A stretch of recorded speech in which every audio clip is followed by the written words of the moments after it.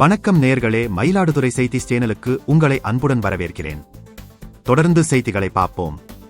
தருமபுரம் ஆதீனம் ஸ்ரீலஸ்ரீ மாசிலாமணி தேசிக ஞானசம்பந்த பரமாச்சாரியார் தமிழ்நாடு முதலமைச்சர் ஸ்டாலினிடம் வெள்ளி செங்கோல் வழங்கி மக்களவைத் தேர்தலில் வெற்றி பெற ஆசிகளை வழங்கினார்.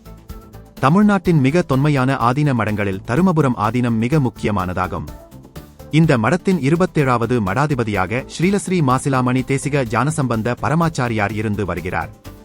இவரை சந்தித்து தமிழகம் மற்றும் இந்தியாவின் முக்கிய அரசியல்வாதிகள் ஆசி பெறுவது வழக்கம்.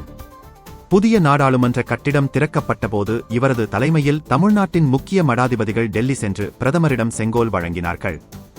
இந்நிலையில் தமிழ்நாட்டில் ஆளும் திமுக அரசுக்கு எதிராக மதுரை ஆதீனம் உள்ளிட்டவர்கள் அவ்வப்போது கருத்துக்களை தெரிவித்து வரும் நிலையில் தருமபுரம் ஆதீனம் மட்டும் சார்பு நிலை இல்லாமல் அனைத்து தரப்பினருக்கும் இணக்கமாக நடந்து கொள்கிறார்.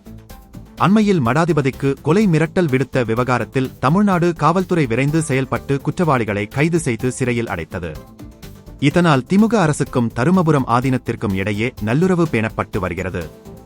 இந்த நிலையில் நேற்று கடலூரில் தங்கியிருந்த முதல்வர் ஸ்டாலினை தருமபுரம் ஆதீன மடாதிபதி நேரில் சந்தித்து பேசியுள்ளார். மக்களவைத் தேர்தலில் 40க்கு 40 எனும் முழு வெற்றியை பெற திட்டமிட்டு உழைத்து வரும் முதல்வர் ஸ்டாலினுக்கு ஆதீனம் சார்பில் வாழ்த்துக்களை தெரிவித்துக் கொண்ட தருமபுரம் ஆதீனம் ஸ்ரீலஸ்ரீ மாசிலாமணி தேசிக ஞானசம்பந்த சுவாமிகள் ஆதீனம் சார்பில் வெள்ளி செங்கோலை ஸ்டாலினிடம் வழங்கி ஆசி கூறினார். நமது இந்த காணொளி இத்துடன் நிறைவடைகிறது. உலகம் முதல் உள்ளூர் வரை இன்றைய முக்கிய செய்திகள், அண்மைச் செய்திகள் அனைத்தையும் மயிலாடுதுறை டால்க் இணையதளத்தில் உடனுக்குடன் அறியலாம். உங்கள் ஆதரவை லைக், கமெண்ட், ஷேர் செய்து தொடரலாம்.